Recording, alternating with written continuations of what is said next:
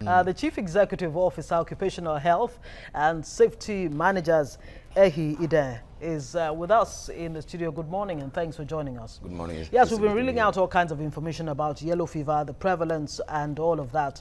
But tell us exactly what yellow fever is. Good morning, viewers. Yellow fever.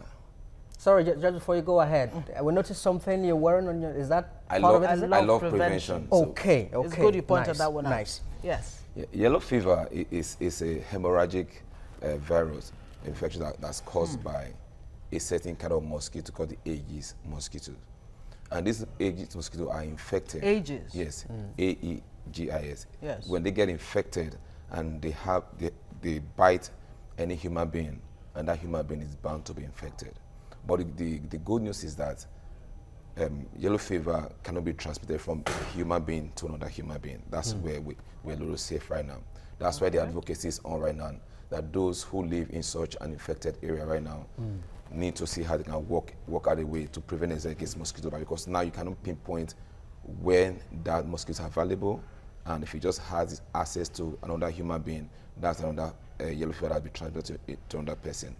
But the irony of it all is that when you have yellow fever infection, the liver is at risk. So it goes straight to actually compromise your liver, and when liver breaks down, you know what that means to any human being. You become prone to renal failure and what have you. So it has very basic symptoms like headache, joint pains, muscle pain, and fever.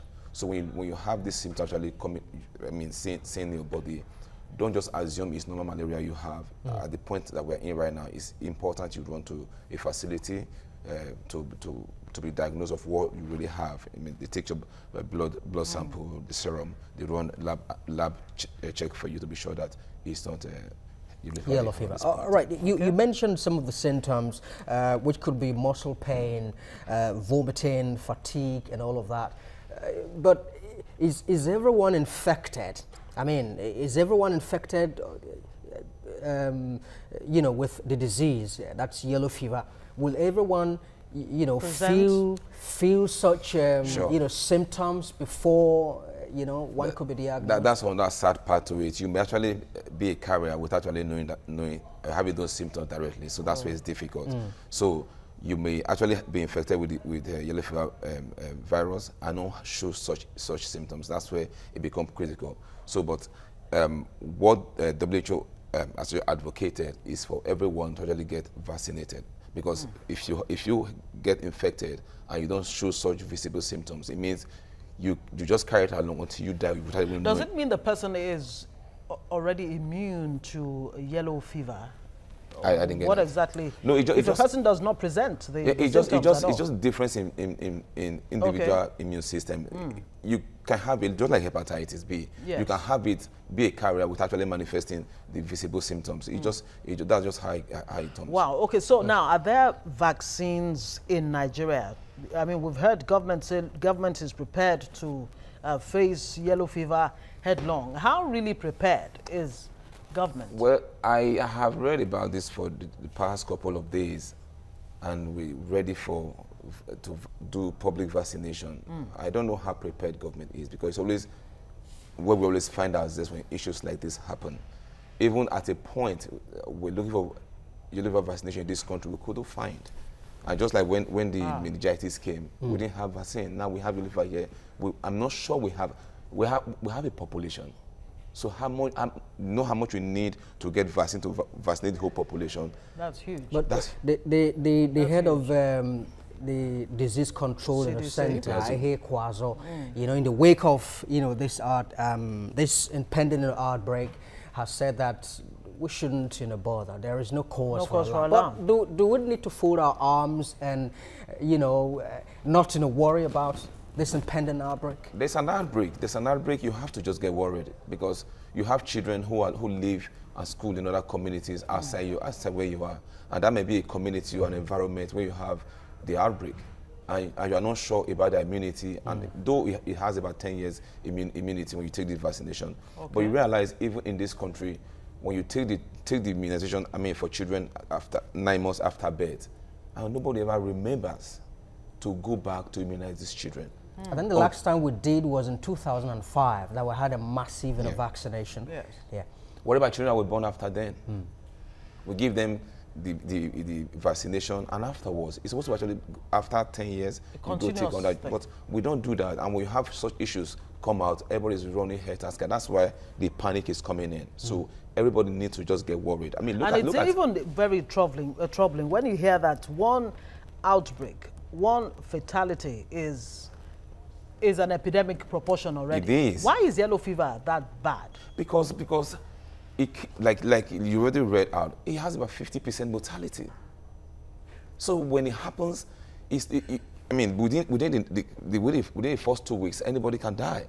Wow. So it's a critical thing. If you go back to 2007 or 1986, when we had the largest outbreak, I mean, we had about 113,000 infections and killed how many? 24,000 people. So it's such a violent, it comes in speed and kills in speed. It's almost worse than Ebola. And it is, and that's why we should all be concerned. But right now, instead of getting worried about, I mean, how it kills, let's try and take some preventive measure within our locality. So what do we do? Now, I recommend that people who live in such locality or environment where have the outbreak already recorded should learn to sleep under mosquito-treated nets for now. It's cheaper for you than treating yellow fever in the long run. But you know, okay, sorry, go ahead. Just then you wear clothing that can actually cover you to a great deal without actually exposure to mosquito bite. You can actually take care of those stagnant water within your environment, because that's where mosquitoes breed, and when they breed, you never can tell which of them has Aegis virus that can actually get you infected. So these are some of the things which we can actually do, and try and lock up your windows when the time of mosquitoes come out in the evening, and so like you can just be safe. Lock up the windows. That means no ventilation. Because that's the question I wanted to ask. You know, sleeping under the mosquito treated mosquito nets. All right. I have tried it, you know, on a number of occasions, but it didn't work for me. How? You know, but I'm going to ask about people who are in high temperature in the areas, because the mosquito net could, you know, cause. I totally agree with you. You understand? So how do people in such area, you know, comply with that? Let me return this question back to you. What would you rather get? Yellow fever, or you just suffer heat? Well, like they say, if you think education is expensive, try ignorance, and we're not about to do that. So you are trying to educate us, enlighten us on exactly what, you know, each person needs to do before we come to the issue of what does government need to do. Yeah. How do we help ourselves as individuals? One, use the mosquito-treated net, yes. And also take care of the environment. Sanitation is very crucial at this time, because you look at some areas where you have tires that are no more in use and they just left around the neighborhood, and you see what the rainwater concentrate in those tires. That's a breeding spot for mosquitoes. Get rid of those things. If you have water channels where there's stagnant water, get rid of those things in your homes, things that you know that are left behind to breed mosquitoes. Get rid of those things. The fewer mosquitoes we have in our environment, the better for us at this point. So that's just all the precautionary measure we can take on our own before looking at government. Then if you have a family, you know you can afford the vaccine. For me, I don't choose to wait for government. Walk into any vaccination center and take the vaccine and ensure that you cover your family for that. Because at this time, any exposure rate, I mean, it's fatal for anybody. So if you can afford to walk to any facility, ask if they have yellow fever vaccine, then you just take the vaccine. And you're fine. How expensive is it? Well, that's on that area to it. That's also, I think, is why people don't really have a continuation taking the jab of vaccine after 10 years, because it's also expensive. The last one I took, I think I was traveling then, it was almost about 5,000 thereabouts. So imagine a man that has about 7 children like my father had. So what you're saying is, I remember the first time I ever went abroad in 1979. I had to take the yellow fever. That was a long time ago. Yellow fever vaccine. Yeah. Which means I'm overdue multiple times over to take the yellow. Oh my God! And I'm supposed to be more enlightened than the ordinary Nigerian. So that paints a picture by itself. Yeah, it is, because and again we don't talk about these things until they happen, and that's where public health enlightenment and awareness is a key issue here. Let's not wait till these things happen before we start talking about it on radio, on television, on papers. Being proactive rather than retroactive. Exactly. We should. I mean, the Ministry of Health has an arm of public health arm. This is part of their responsibility. Let's talk about diseases. I mean, even the center of this, I mean, I must commend the guy who's the CEO of CDC right now in Nigeria. Yeah.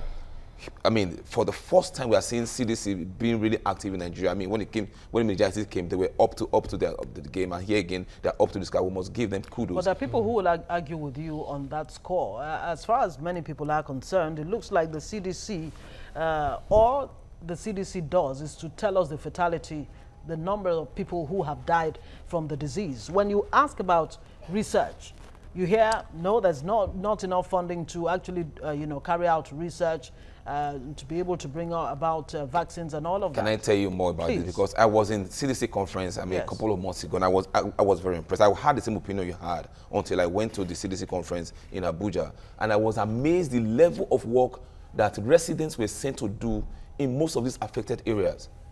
Even when it came to meningitis period, I mean, I saw the work that was being done in those high meningitis birth region, and not just that the figures were cooked. We saw all the researchers, the people that went out to do the studies. They presented their reports, and that I have never seen being done in Nigeria before. Right now, they have grants from I think CDC America and USAID. So there are a lot of people that are on scholarship, that are on the field doing researches. This is happening right now. They have deployed men to the field. Right. And this we didn't have before now, but we must give them kudos for it. But let me quickly add here. Yes. There are also some set of people who cannot actually access the vaccine. Well, the mathematical model used in assessing Nigeria's situation suggests that urban areas like Lagos could have up to 4.5 million cases, along with about 128,000 deaths recorded. What kind of impact do you think these might have on our health facilities? Well, you must not also forget that every day we have what you call rural-urban migration. People are being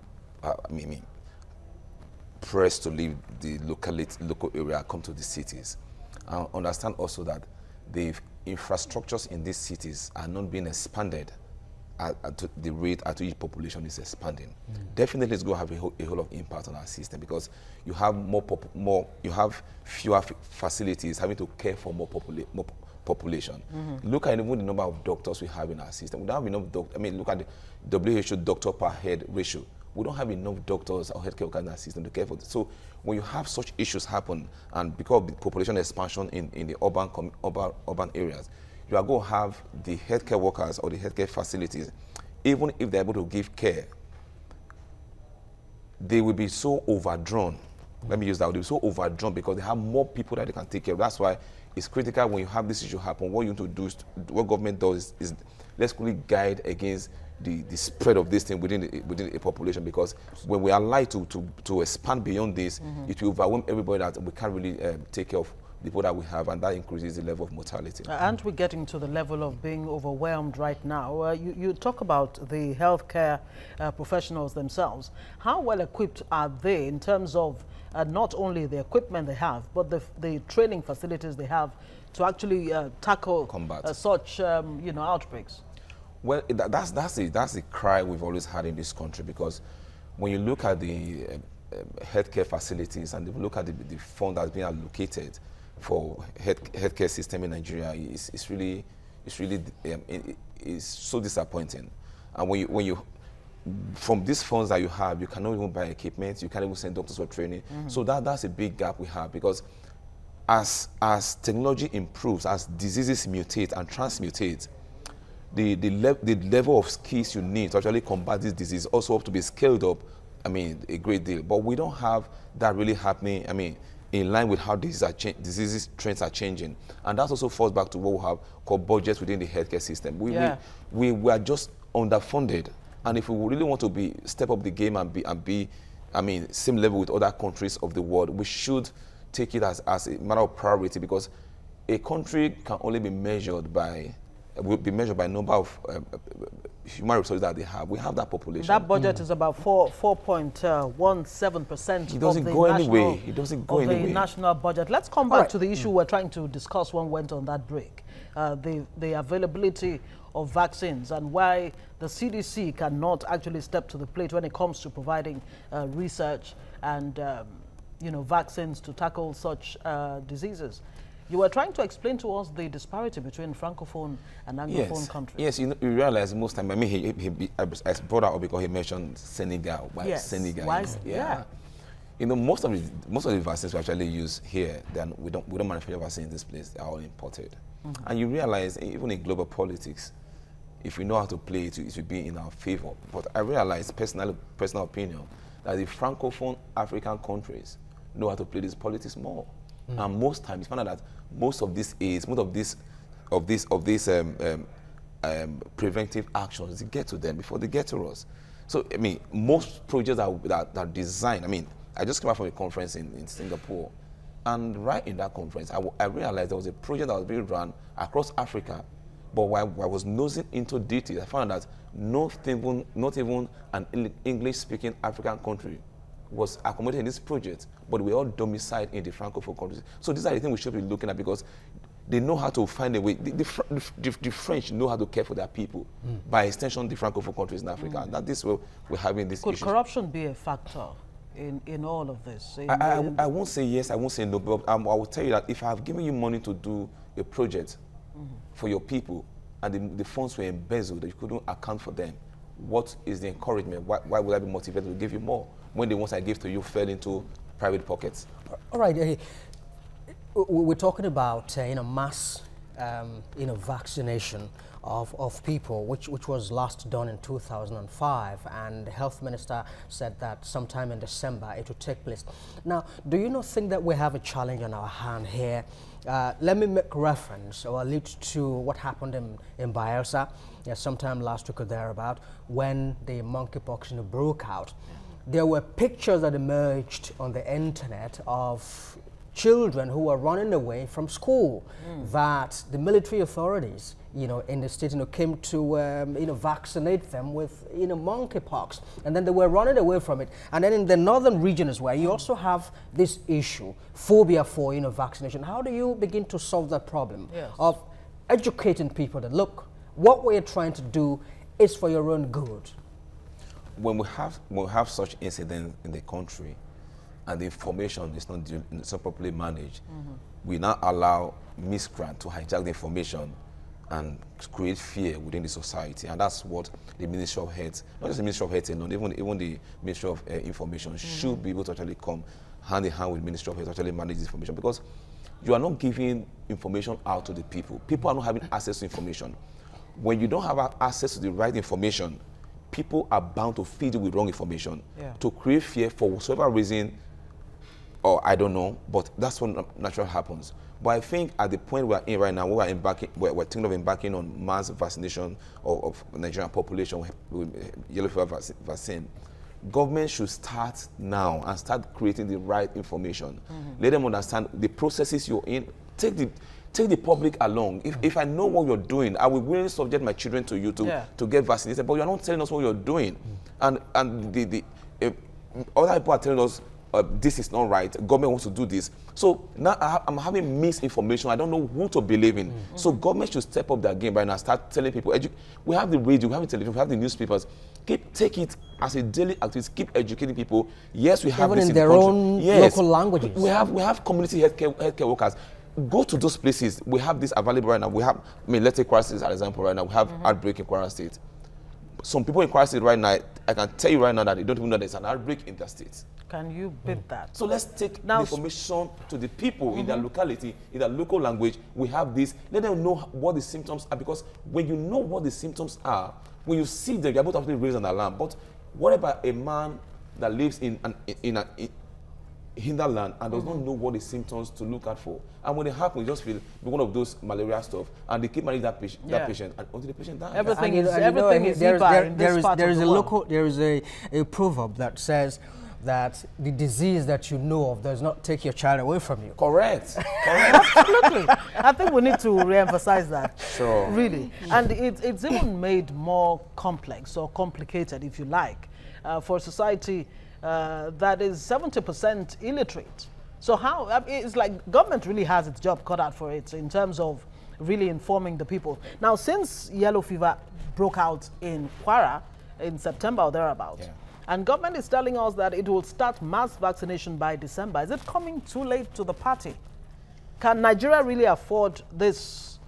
To me, I think that is rather late, because if you look at how diseases, how they actually migrate from a place to place, that's rather late.